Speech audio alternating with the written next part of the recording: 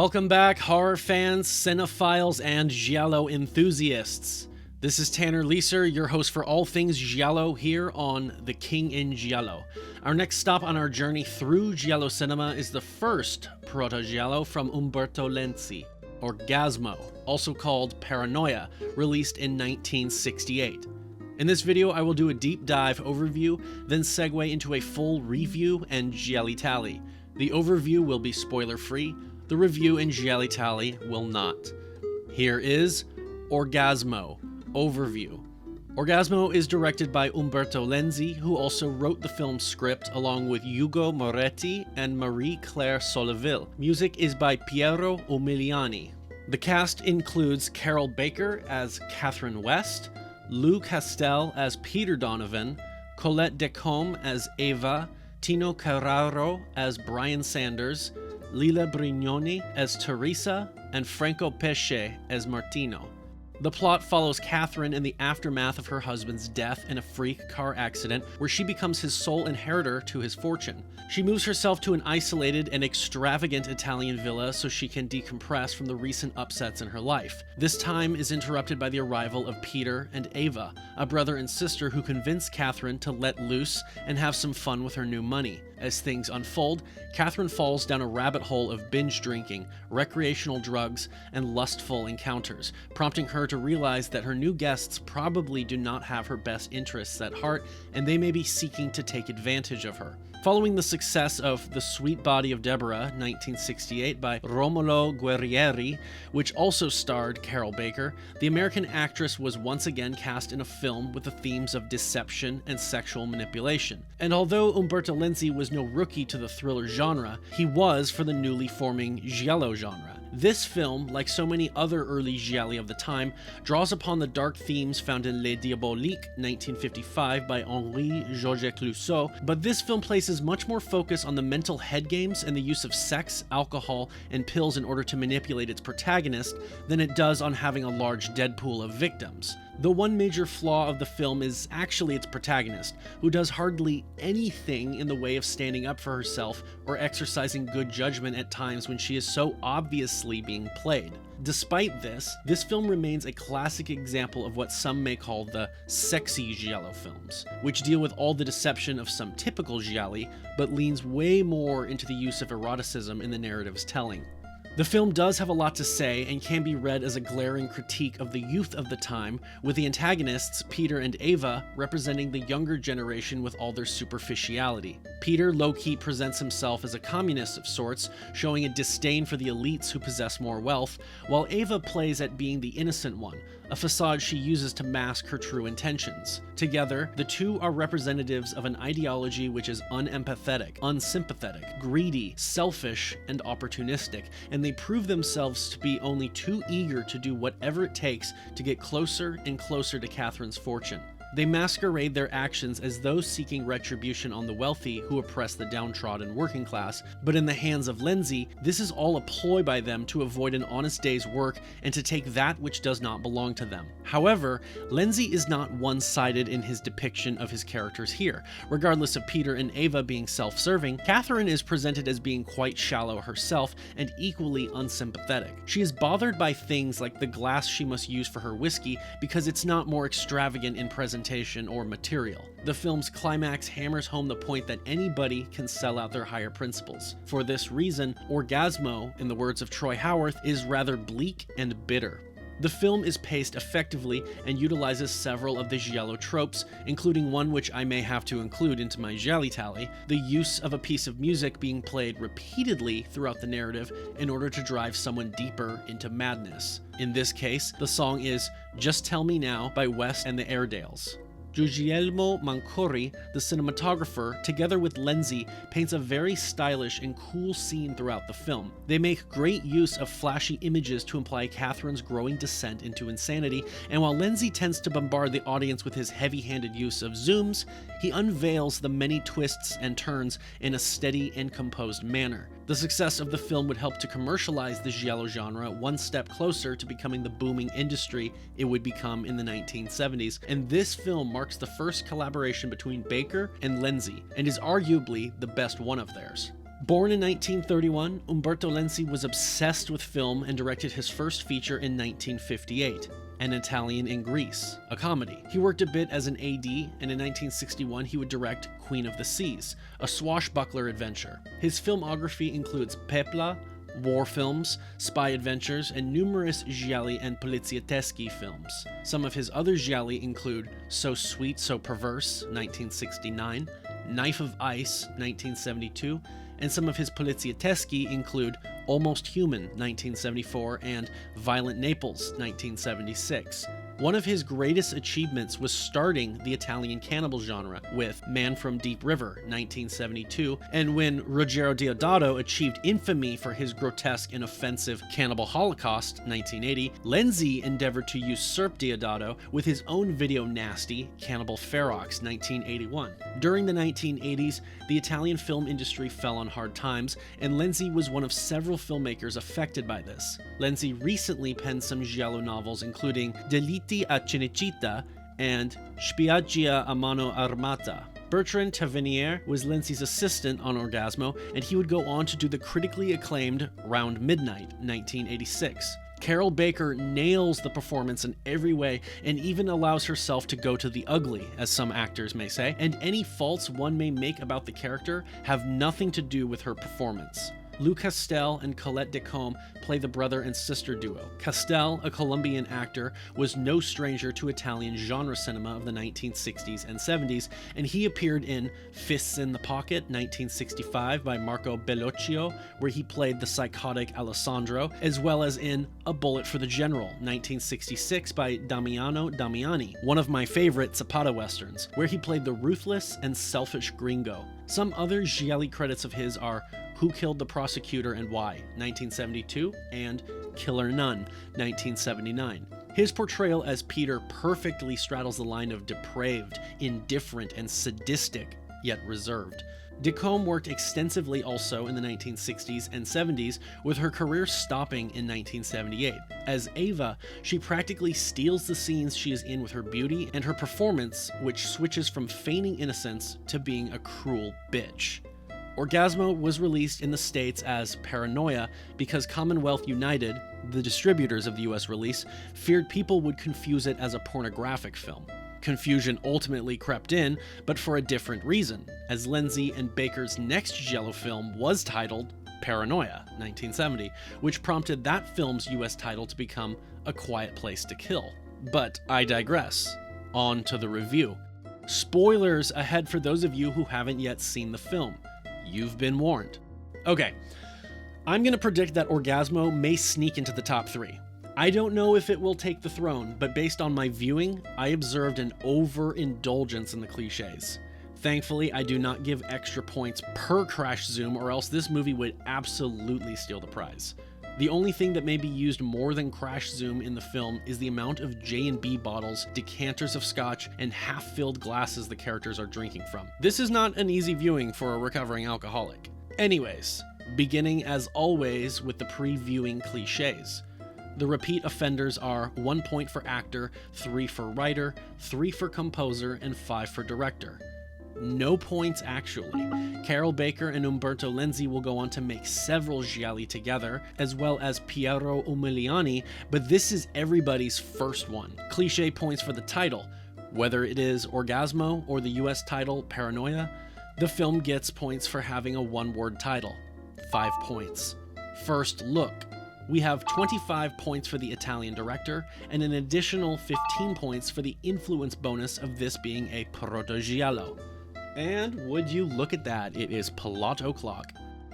The movie begins with an opening on the distributor for the film, then just starts. I am a bit on the fence with whether I want to call this a cold open because there are many gialli that when you press play, they literally just start. This one doesn't quite do that, but it also does not have an opening credit sequence right in the start. I'll pass on it. Something tells me this movie won't need those 5 points.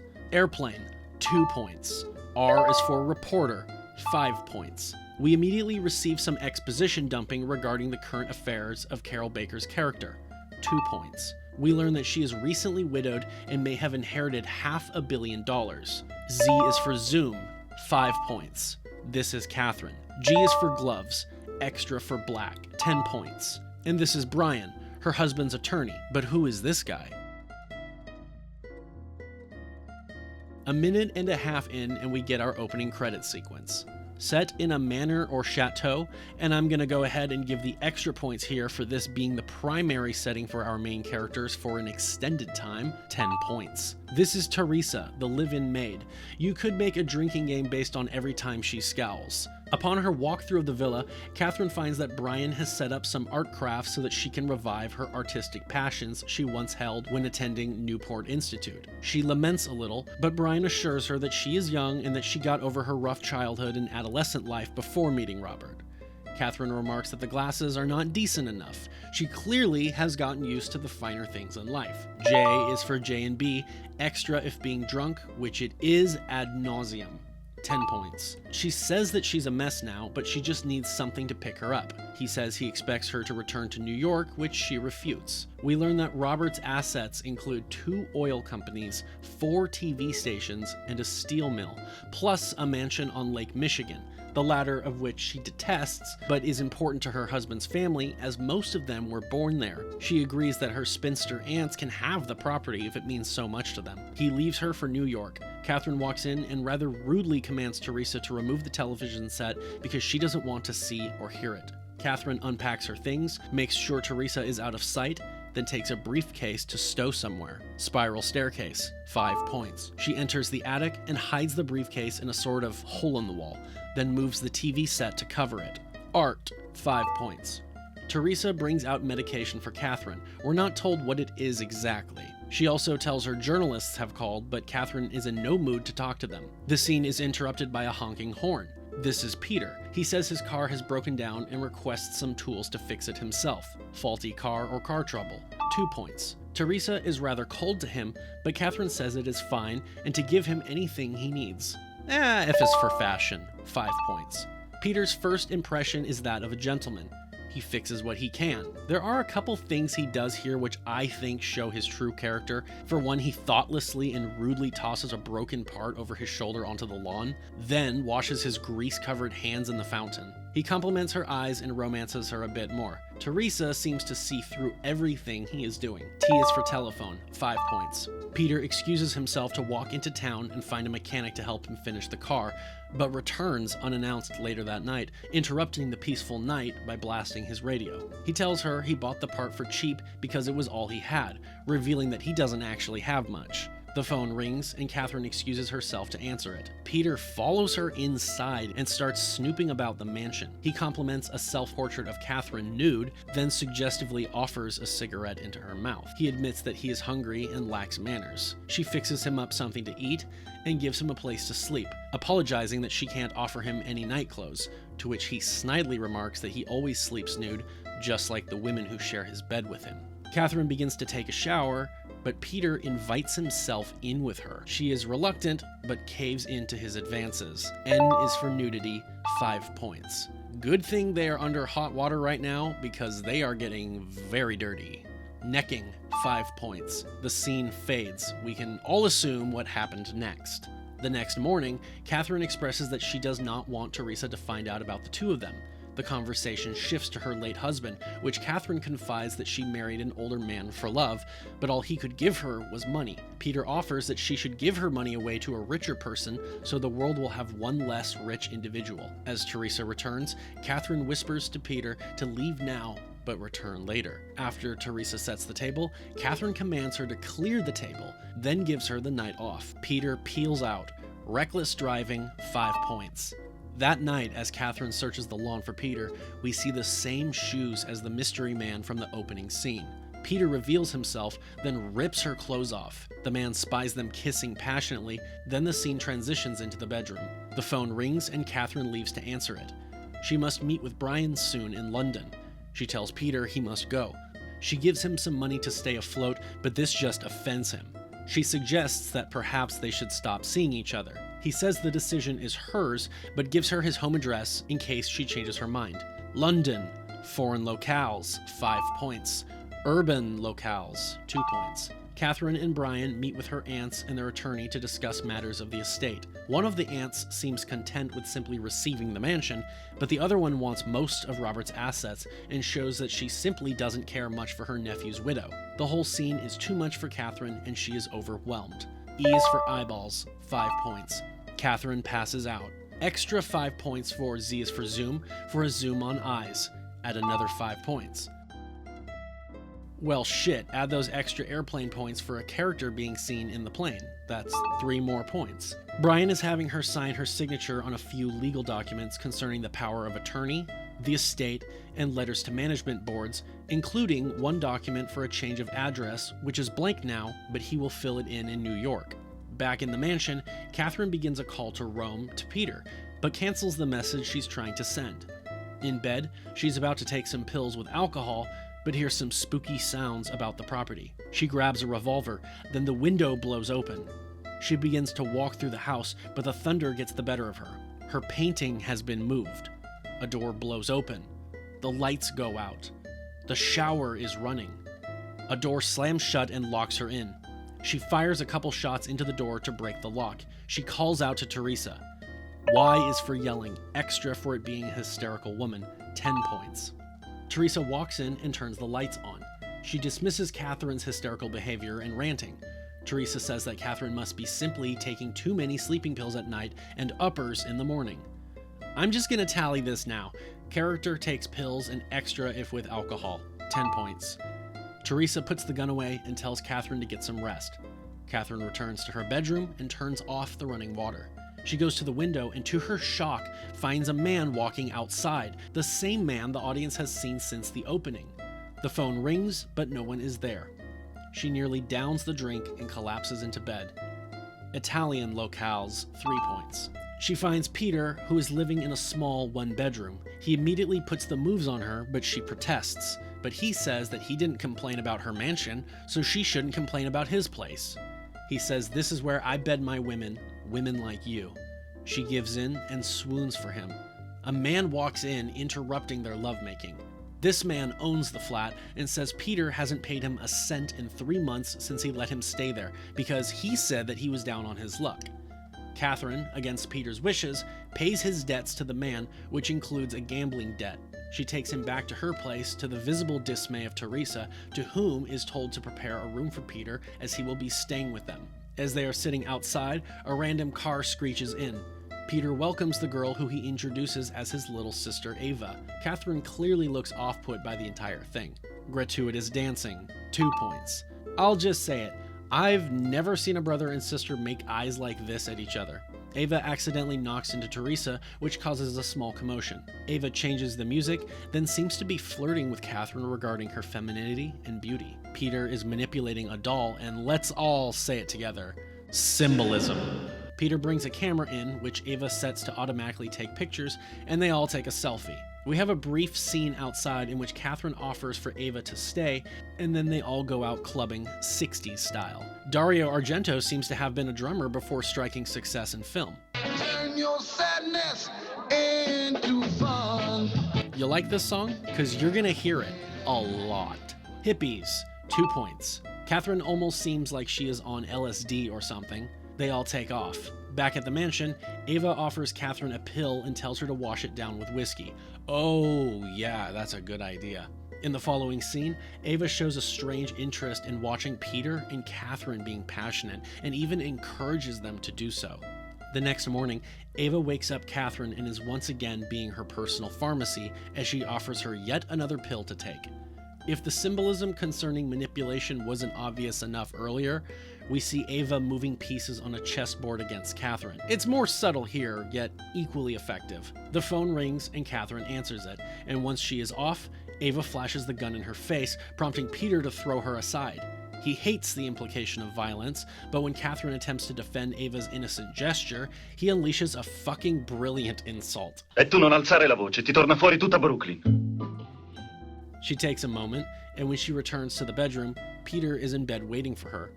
But so is Ava. Peter pulls her into bed, and Ava pets his head and tells them to enjoy lovemaking. Catherine is on a date with Brian and expresses that she doesn't intend on remarrying, forestalling any plans he may have had for that. but she states also that she feels closest to him of all people. She takes another pill in front of him, but claims it is for digestion. She excuses herself and drives home. Once home, she runs to surprise Peter, but he's not in his room. Nor is Ava in hers. They are in Catherine's bed together. Catherine begins to slip after this discovery. L is for lies, 5 points. Teresa is there now, and she tries to help wake Catherine up out of her daze, but Ava tosses several pills into her water and gives the glass to Teresa, who pushes it to Catherine's mouth. Teresa asks what happened to her, but she refuses to answer. Q is for questions, 5 points. They dismiss Teresa. Alone now, they explain how they are step-siblings, but Catherine still finds the whole thing revolting. They tell Catherine that they are both in love with her. We then are treated to a visually stylistic and symbolic sex scene. We see a cat, so let's add animals featured, 2 points. Queer characters, in this case bisexual, 5 points. Queer sex scene or group sex, 7 points. As the scene goes on, we see and hear flashes and shudders from a camera. The next morning, she awakens in bed with the two of them draped over her. Teresa leaves to go into town, and while she is gone, the duo tries to convince Catherine that they don't need Teresa around and that they can get along in the mansion without her. The next scene shows Teresa leaving the property for a trip somewhere. She evidently knows the siblings are up to no good, but she is powerless to intervene, so she goes. Catherine awakens in bed with Ava as the phone rings. Peter answers it and dismisses the party on the line. Outside by the pool, our favorite song is blaring once again, and Catherine seems to finally be reeling from all the madness about her.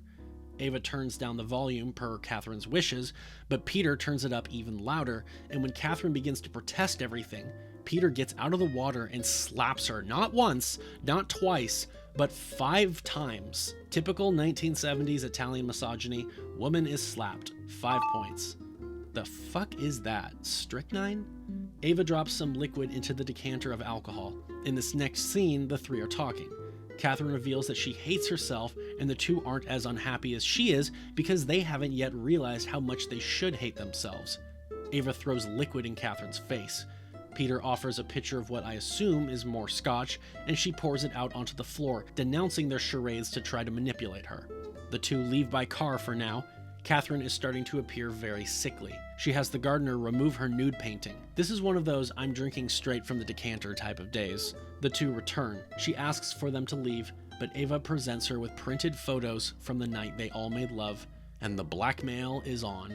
Brian and the two aunts arrive. Catherine asks Brian about her plans for the oil company, but he doesn't remember, to which she says that she cannot afford to have an amnesiac lawyer, which grabs the attention of Peter and Ava. Peter watches on as Catherine signs over the Michigan mansion to the aunts, who then leave in good spirits. Brian then departs and thanks the two for keeping Catherine in good spirits. Ava taunts Catherine with a message she tried to pass along, expressing her wishes for Brian to return alone and that fears that she is in danger. Peter has the gate shut and slaps Catherine once more. The two are then tormenting Catherine and bribing her with more liquor and offers of sex. The phone rings, and Catherine desperately answers it, but the siblings close in on her. Brian cannot seem to find the notes she gave him, but before much progress can be made, Peter seizes the phone and hangs it up. Ava blasts the same song again, and when Catherine pleads for silence, Peter sends her to bed so he can be alone with Ava. Catherine is asleep on the floor, but is abruptly awoken by the music blasting again. It stops. She sneaks out into the hallway. She spies the two of them asleep, then rushes out to the garage to escape. In the car, the keys are not in the ignition.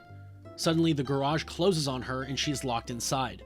The music blares from outside. Peter locks her in and turns up the volume. Catherine now hops into their car and begins battering the garage door. The sound calls the gardener over, who helps them free Catherine from the garage. The duo pretend to be concerned and lie that she locked herself in. Catherine is unable to speak out for fears of blackmail, but she tells him that she needs to leave here. She demands her keys back, but Peter shows that they've been there the whole time. I have no idea how he pulled that off, or if she really is starting to go so mad that she's hallucinating. He gaslights her and ushers her back to bed. Typical 1970s Italian misogyny, woman is gaslit, 4 points. The next day, Ava finds a kitten on the roof and screams for Peter to help it. He suggests she try being a little less dumb. Typical 1970s Italian misogyny, woman is called an idiot, 3 points. He rushes up to the locked attic, prompting Catherine to follow him. He berates her on keeping this door locked as she stands defensively in front of the TV. He goes out onto the roof and rescues the cat. He enters back through a different window. Ava spies the mysterious man walking up to the house in disguise. U is for undercover, 5 points. And odd clue, 5 points. The man claims the cat is his. Inside the house, a struggle ensues between Ava and Catherine. The man departs, saying he lives near, and when Peter asks the gardener who the man is, he simply says that he comes by from time to time. Ava trips Catherine, and when Peter arrives inside, he removes his belt and savagely beats her. Later, as Catherine is looking even worse for wear, she looks out and spies the two sending the gardener, Martino, away. She tries to call out, but they drown her yelling by revving the car. Martino is taken away, and now she is all alone. That night, Peter tells Catherine that there is no more booze and that they have removed the telephone. Plus, the gate is locked. He returns with a bottle of J&B, but she refuses it, so he goes out onto the patio to drink alone. She tries to lockpick the dresser. She finally gets it and retrieves the gun. She takes aim at Peter and begins threatening him. She orders him to return the keys and to not make a move. He only complies to the first demand and then gets shot for his troubles. She starts the car but returns inside. To her shock, Peter's body is gone, leaving only a small spatter of blood on the floor. She takes another pill and begins to pack, but finds Peter's body inside the closet, which tumbles out onto the floor. She passes out. Cut to Peter and Ava tidying up the house. We learn the blood is fake and the gun's bullets were replaced with harmless blanks. She mentions that Catherine is still sedated and that their plan for her demise is pure science at this point. The phone rings, but the two swoop in to answer the phone and muffle Catherine. It's Brian. Peter tells him that the women took a trip to Rome to shop. He tells them Brian will be coming over later and that she must act how they say or they will spill the beans. Catherine passes out once again. When she awakens, she is gagged and bound to the bed. Brian is over, but Peter explains that the women must still be out. Then he says that Catherine has become an alcoholic and talks about death frequently and is passed out most of the days from sedative use. Brian says he will be back in a week and gives Peter a document for Catherine to sign. She manages to knock a chair over, but Peter says that it's just the cat being a rascal. They leave. Peter walks into the bedroom, rips up the documents of Catherine's 120 million lira and throws them in her face. They receive a telegram, and Peter harasses Catherine.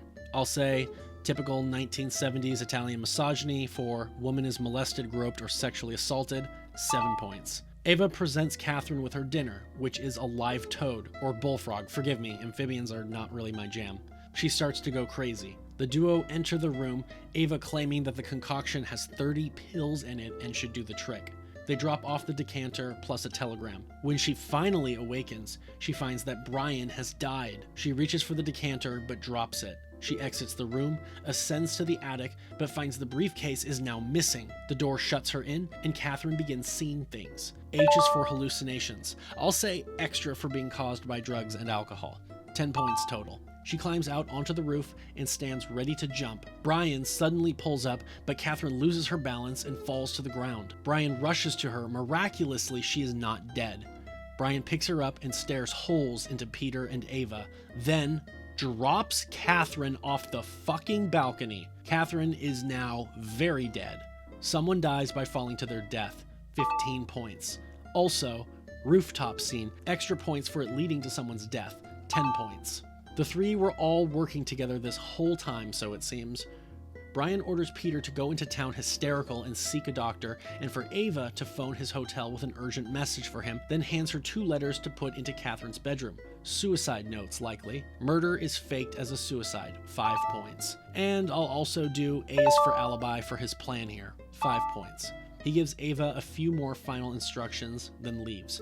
We see Catherine dead in a newspaper. Brian, Ava, and Peter are being told that Catherine in her letter adopted them and named them as sole heirs to her estate along with Brian. We see a flashback of Brian having Catherine sign her signature on the blank document, which he ended up using to forge this letter.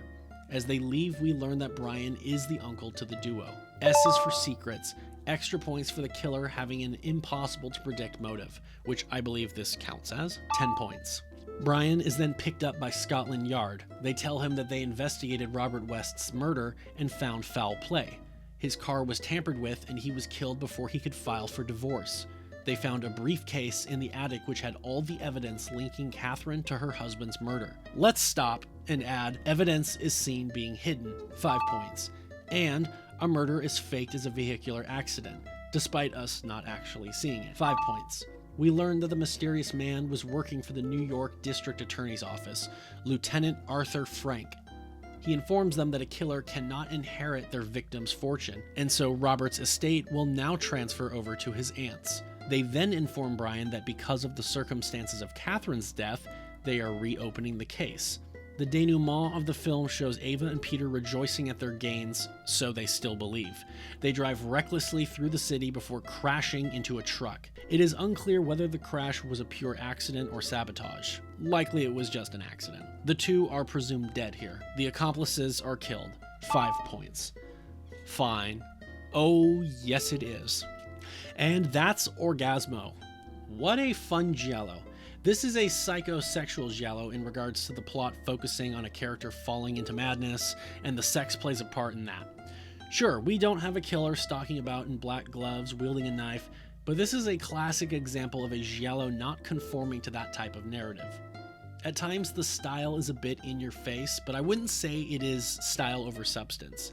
It's neat how there aren't really any morally good characters, and in hindsight, you can say that Catherine actually gets her comeuppance. You can say that Catherine is foolish to allow these siblings to reach the point of dominating her life, and even that their blackmail shouldn't work as well as it does.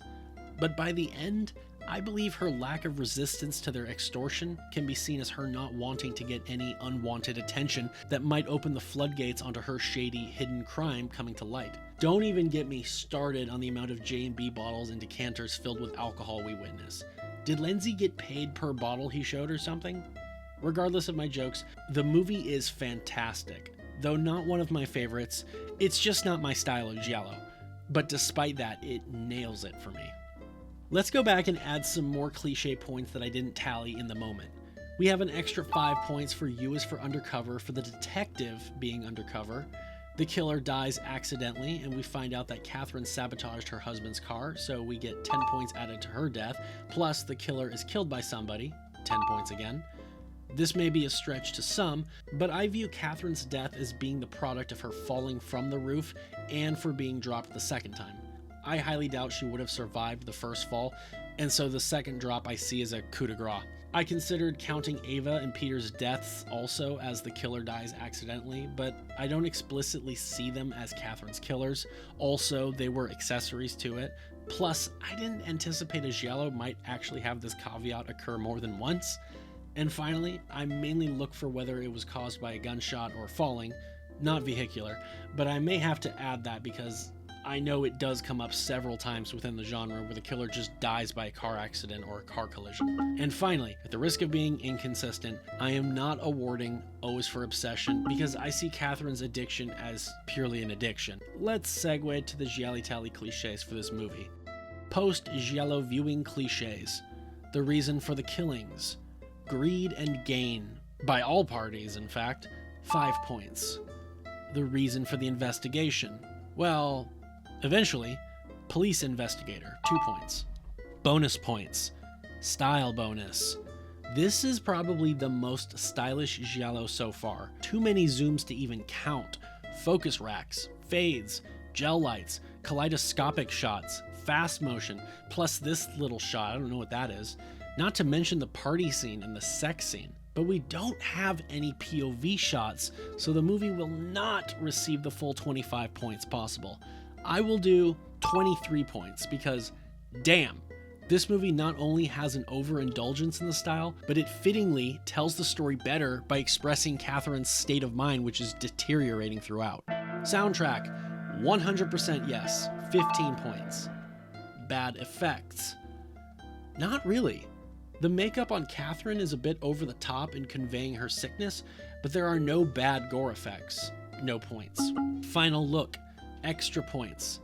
The dead pool, tallying how many kills and deaths are featured in the film. I break it down as thus: 10 points per kill or death scene for the main Deadpool, plus any stylistic kill multipliers, which we didn't add yet, plus the knife kill bonus, which, spoilers, there are no knife kills in this movie. We have Catherine, 10 points. Peter and Ava, vehicular death, which is 9 points times 2, for a total of 38 points for their combined deaths here. Extended dead pool for those other deaths mentioned but not seen. I'll give 3 points for each. Robert, vehicular, 12 points. Red herrings for the total number of legitimate suspects in the film. 5 points per legit suspect are awarded. This film is a bit tricky for this. I was on the fence to include Ava and Peter for my own reasons, but I yielded. So, Peter, 5 points. Ava, 5 points. Arthur, 5 points. I think Brian betraying Catherine is a total shocking reveal that I didn't see coming, as well as Catherine having killed Robert, so I don't include them.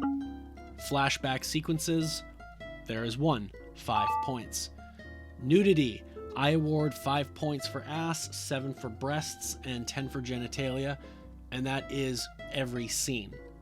Ass, 5 points. Breasts, 7 points. Ass again, 5 points. Breasts, 7 points. Breasts again, 7 points. We do see Ava's breasts twice, but this is in the same scene, so I only count that once. And breasts again, 7 points. 38 points total for nudity. Ladies and gentlemen, for Orgasmo, I awarded the film an A to Z score of 15 out of 26. With the bonus points for these, we have a modified score total of 110 points. And for the full GialliTally score, I award Orgasmo a GialliTally score of 484 points. Compared to The Girl Who Knew Too Much with 452, Orgasmo is now the new leader for the GialliTally, with Blood and Black Lace in third with 422 points. I predicted that the movie would end up in the top 3, but wasn't positive it would be the new leader for the GialliTally. The excessive nudity really did help the numbers though. But like I've stated before, these points don't mean a movie is better or worse. Don't forget the audience submissions. For these film reviews, I will be accepting memes you the viewers submit to me created from still shots or GIFs from the movie with some accompanying text. The best ones I will feature in the follow-up video whilst giving you a shout out for your submission. I will also separately be accepting the best still shots from the film, inspired by the idea of every frame being a painting. This portion will be called Giallo Shots. Submit any of your memes or best film frames for Orgasmo to me at icaruscrispy@gmail.com. Please leave a comment in any of my videos letting me know you've sent a submission. Otherwise, I don't really check that email. Please like this video, share it with your friends if they are horror fans or cinephiles. Subscribe to The King in Giallo if you haven't yet. And if you have any questions, thoughts, curiosities, or concerns, leave those below in the comments section and I will get back to you.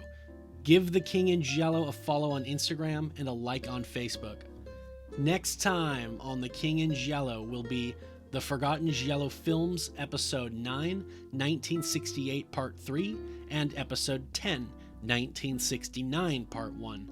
Then there will be an overview, review, and GialliTally for the 1969 proto-giallo Double Face, directed by Riccardo Frida and starring Klaus Kinski. Thank you all very much for your continued support. This is Tanner Leeser for The King in Giallo, and if nothing else, I'll see you next time.